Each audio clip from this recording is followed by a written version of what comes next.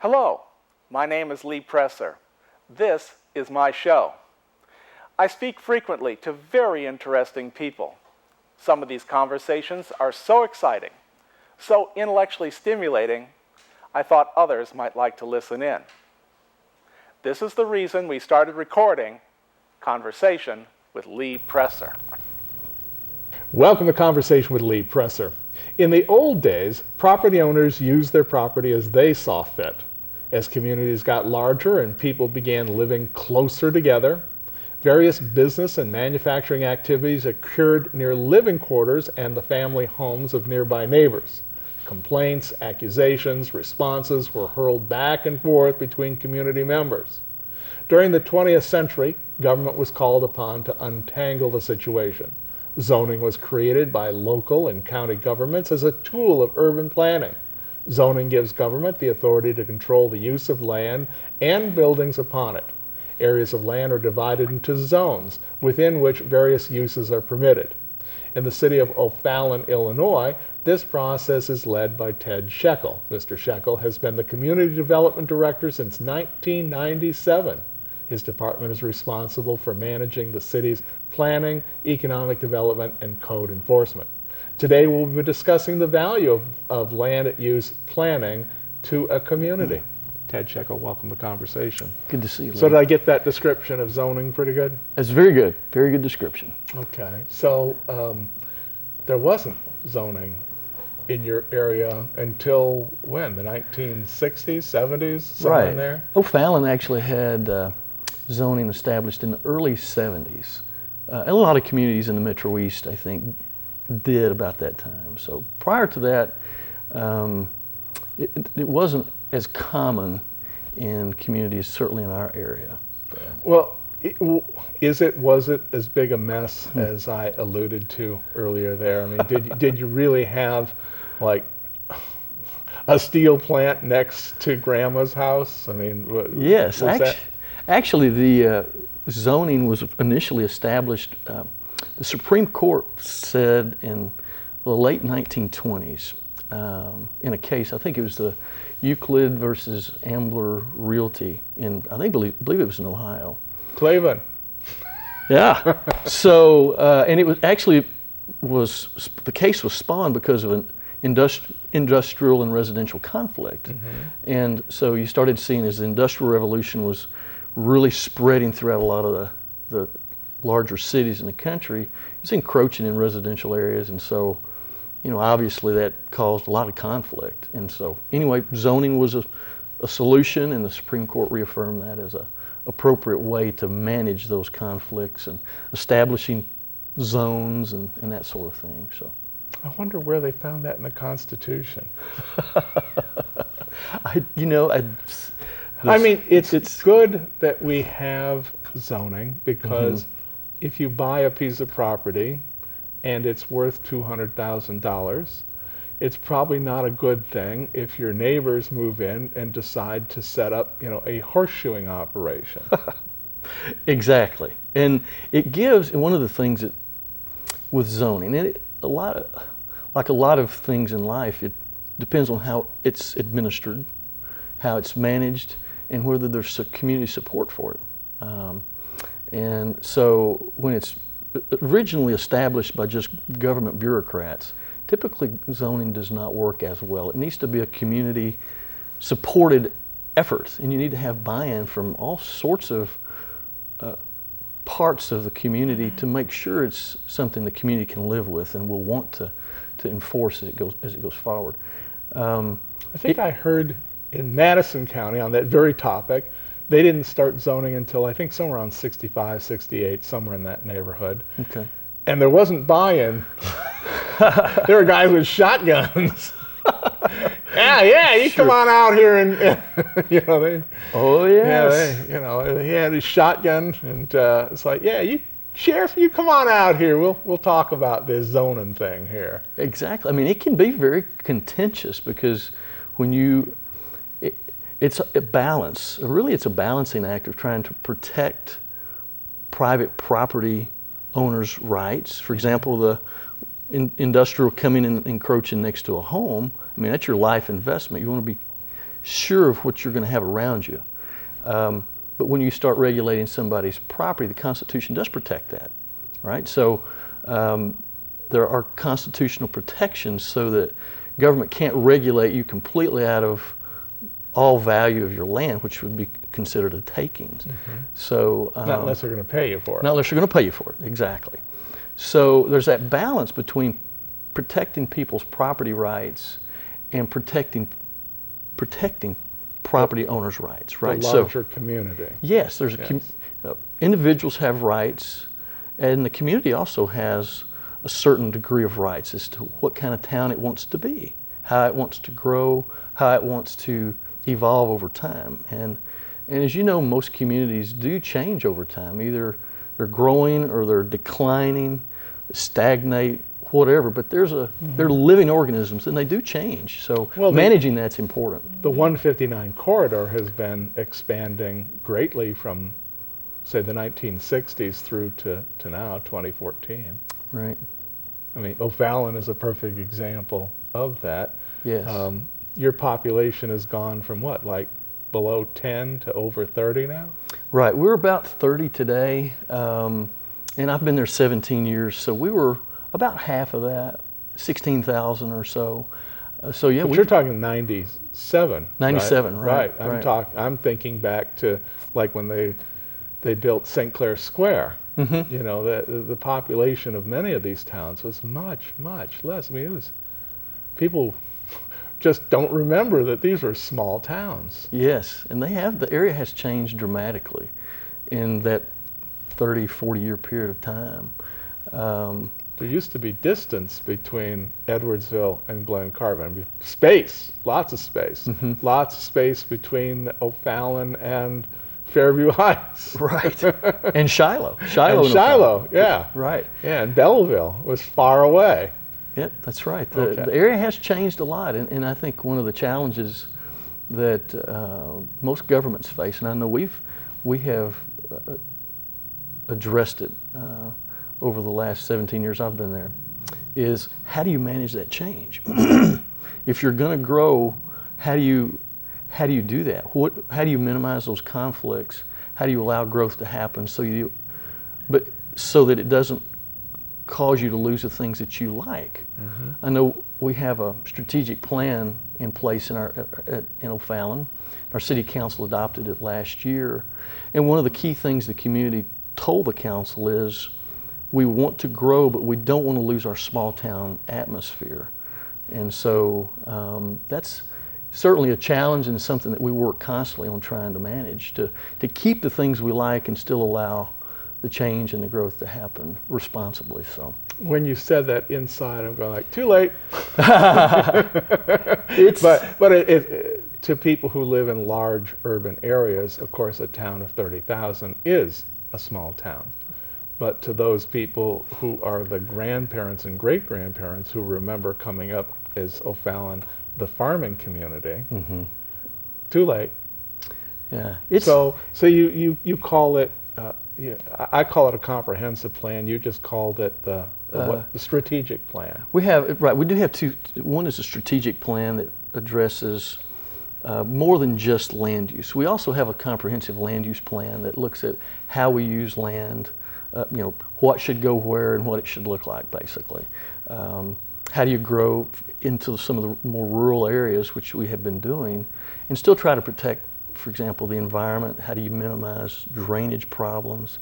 How do you deal with future road issues and utility issues and all those sorts of things? So we have the land use plan, comprehensive plan, but the strategic plan looks at more than that. It really looks at the priorities of the city council as it relates to growth and things that it wants to do. So it involves other things like recreation, opportunities, future accommodations of things like the new hospitals that are coming into the area, future commercial areas that are growing. How do we deal with that and traffic impacts and effects on land use and also on finances? So you said that just last year you came up with the strategic plan. Did this replace a previous strategic plan, or is this the first strategic plan? No, we had one about 10 years ago or so, and So pause. From the one 10 years ago to this one, were all those strategic issues discussed 10 years ago already accomplished, which is why you needed to move on to this plan? Good question. I would say most of them were, but as you know, communities do change and priorities change, councils change, and so does the population. We have a lot of new folks in town, so the council felt like it was a good time, given the things that we have coming in the future, to take stock. Where are we? Are we on track? Are we going where we want to go? And are we putting our resources in place to get there? So. And the answer was? Well, there's a lot of new things going on and a lot of new opportunities for us. And so we are working through each of those issues, and each one has some effect on how we do business, how we structure ourselves, and how we finance things, and how we prioritize things. And so it's good to have a few priorities and try to do them well, instead of having too many things and not being able to get any of them accomplished. So.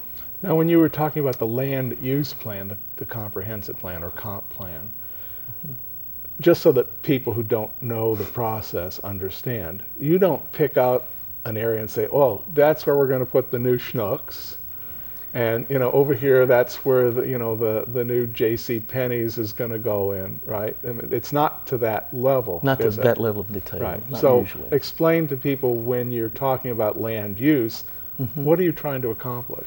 Sure. One of the things that we try to look at when we put a comprehensive plan in place is, as I mentioned earlier, what should go where and what should it look like. So we try to identify, for example, retail areas. We want to focus those near large traffic generators like interchanges or major intersections, that sort of thing, and try to minimize how much they bleed over into residential areas, for example. There's a place for those, and then there's a place for them to not be. And so we try to think through where we want them, and then we begin making investments in roads and other things, utilities, to accommodate that. And we also put zoning in place to help make sure that happens. We also do it to try to protect our residential areas. I mean, that is one of the city's key priorities, is to protect our single family and residential neighborhoods, because, as you know, that's usually the largest investment a family can make is in their home. And so those are areas we want to protect as much as we can. One of the goals of planning, I believe, is to establish an environment that's safe for people to invest. So there's some certainty and dependability on how the city is doing its business, how its planning is being done. So people can feel like I can make an investment either in this retail business or this office or in my home, and know that there's not going to be, the horseshoeing operation that just drops in out of the sky next to my house. So we try to create an area where investment can happen, and you have to have stable politics and a stable community in order to do that. Predictable plans. Developers want to know that you have predictability. If you're being whipsawed back and forth as a builder or developer, it's hard to know how to invest. I ain't putting my money there. Right. Right. But there are transition areas as well where there is housing, but it's going to trend towards business, right? And how do you work through that process to let these people know, hey, and we've seen a lot of that on Illinois 159, right, where people owned houses along there, and now it's become quite a commercial area, but they're still dotted with some houses, right? Right. That is always one of the greatest challenges in land use at the local level. I've been in it a long time, and some of the, I guess, hardest council meetings and planning commission meetings I've seen have been where people feel threatened, where their neighborhood feels threatened by some large commercial development. So that's why we think it's important to think through this up front and communicate that to the community. People need to have a say, and we want them to have a say. Ultimately the city council is the one that makes the decisions and what should go where. But it is important to have a community discussion about these issues and try to minimize the conflicts. Because once they erupt, it's very difficult to try and tamp them down.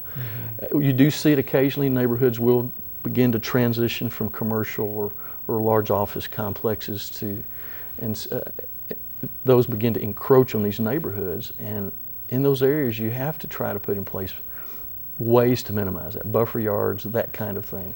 Or in some instances, big fences, or in some instances, it's appropriate to say, no, this is not an appropriate use near this residential area. So each one has its own set of circumstances and contexts. But now when you get a big-time contractor that wants to put in a major investment and they're willing to come, well, all right, we'll buy up all those houses. How do you deal with that? Well, we really have not had that issue. Some communities have had that happen already. Right. Some do, and those are always very challenging because there's going to be one or two that's like, Right. Exactly. And those are issues that there's almost no good solution, because if you have one or two people who are holdouts, well, they may be holding out because that's their family home and that's where they want to live. So now we're going to use that deadly term, eminent domain. Mm-hmm. Talk about that. That's, I guess, to a planning department, that's really, boy, you're talking the atom bomb right there. Well, it can certainly be that. We have not used that in O'Fallon for a variety of reasons, but as you mentioned, I mean, that's a pretty significant step for government to take.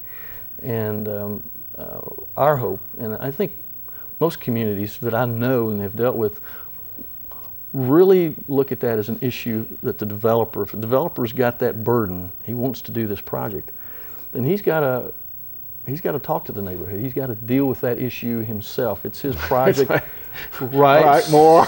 So just keep going, and eventually somebody's going to, all right, that's enough. Well, and sometimes it comes down to that. There's a lot of issues involved in eminent domain, and so we've just tried to stay out of that, because that's, if somebody really wants a project, they need to try to make that happen. Of course, there's always that other side where you have the economics of an issue, but it's, again, like many land use issues, it can be a no-win. You're going to have hard feelings oftentimes on both sides of it. So that's one of the challenges I think communities often have, is councils are asked to balance competing interests from a lot of different people, and that's hard. That's when you have to be the one making that decision.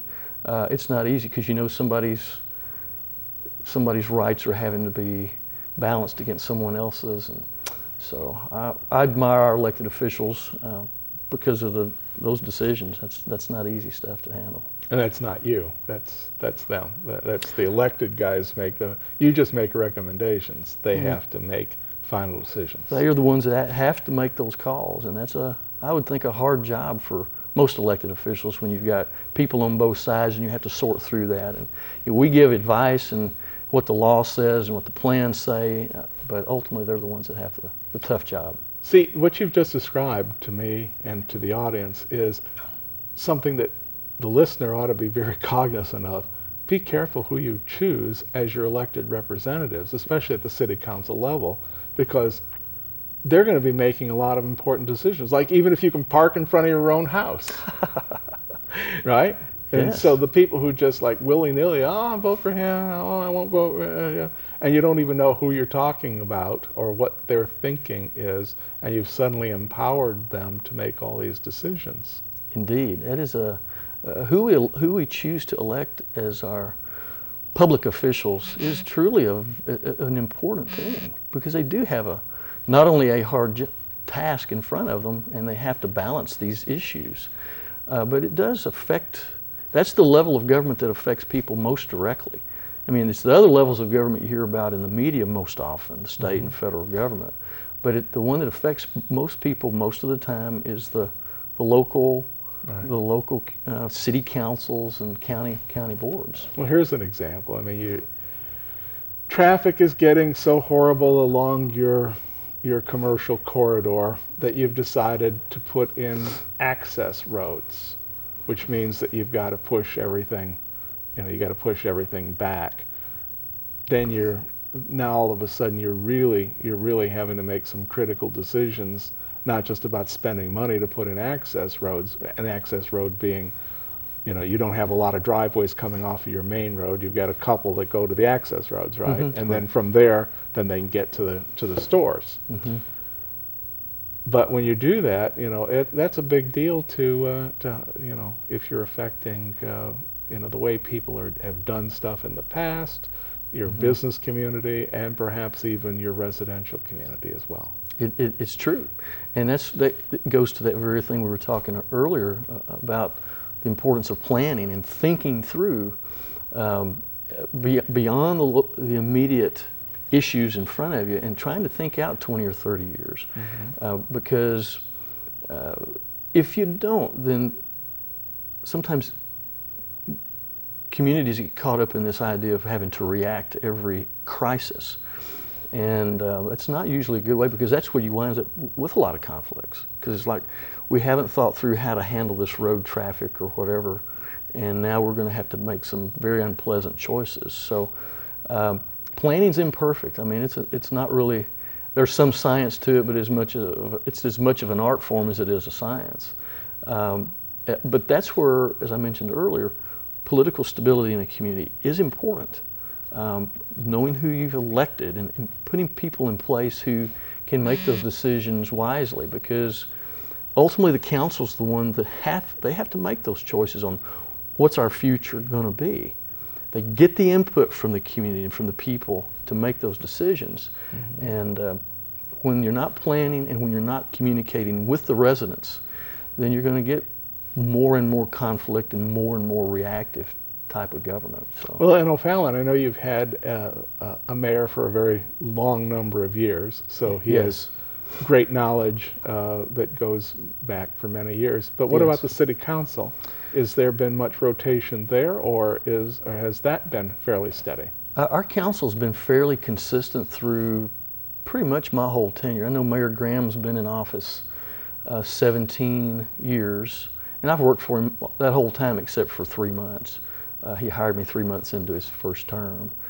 Several of our council members have been on board. We have 14 aldermen, and a lot. It is a lot. We have 7 wards, 2 aldermen per ward, and many of them have been involved in city government, either as an alderman or starting on the planning commission or whatever, or starting on school boards, but they've been involved that whole time. Now we have new ones that have come in, and it's always one of those issues of sitting in it. We all try to talk to them and show them, this is what we do, here's the planning that we've done, and here are the issues that we think you may be facing, at least from our perspective as staff. And then the other aldermen do a good job of bringing the new ones in and working with them to assimilate them into the council system, and it's worked, I think, at least in our community, it's worked very well. Mm-hmm. We have about 4 minutes left to this discussion. Is there an area that you want to talk about that we haven't covered yet? No, I could talk about planning all day long. So, well, then briefly, if you were to start a planning process, what would that look like? If you were just step by step, what is it? What does this planning process look like? Sure. I think if you're starting from scratch, obviously you need some professional folks to come in and sit down and say, okay, what do we have? Because there's road issues and utility issues that you need to deal with, and begin sketching out things on a map of how you are today and where you think you want to go. And you do that in concert with your elected officials. I think it's also good to get civic leaders and people from within the community involved in that process early.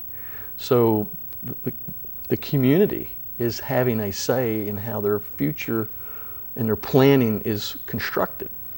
And so Now, when you say community, are you thinking of business community, or are you thinking about those homeowners down there, it would be, you know, at the bottom of the pile? yeah, good question. I mean, I think it's all of those folks. I think you get representatives from the business community, from the schools, homeowners, civic organizations. I think you're seeing, it's interesting, you're seeing in some communities more like they'll go into high schools and talk to classes about, hey, you're the future of the community. What do you think? What do you like? What do you want to see in this town? And when you begin putting all those minds together and you put it in sort of a structure, a framework that makes sense, I think good things happen. I think when you involve people of all walks of life, you tend to get a much better planning process and a much better plan. Mm-hmm.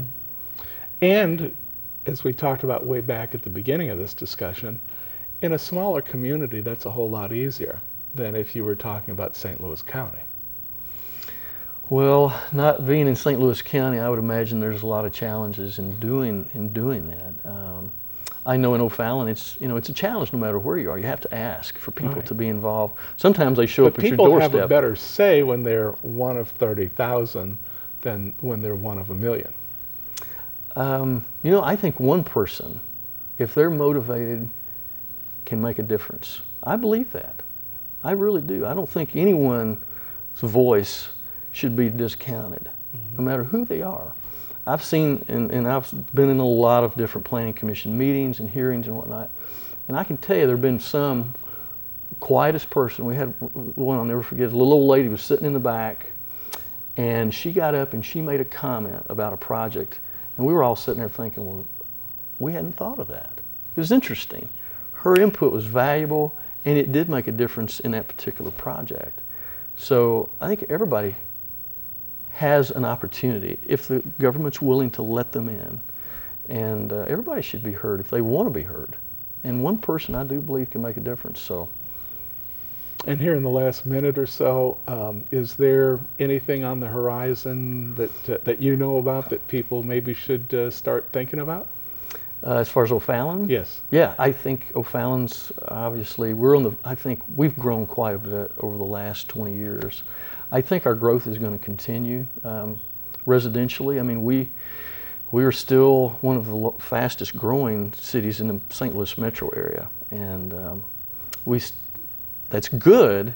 We still want to manage that well and stay with our plan and make sure that it's good for the community. We've got a couple of hospitals. St. Elizabeth's is looking at making a new hospital in O'Fallon. We've got Memorial Hospital building right adjacent to our city limits. Scott Air Force Base is doing well. And so O'Fallon's future, we think, is very, very positive right now. Great. Well, I want to thank you very much for coming in and sharing your insights about the planning process, and we'll have you back again and see how O'Fallon is doing. Sure. Thank you, Lee. Thank you very much. Appreciate it. I've been speaking with Ted Shekell. He is the Community Development Officer. Is that the proper term?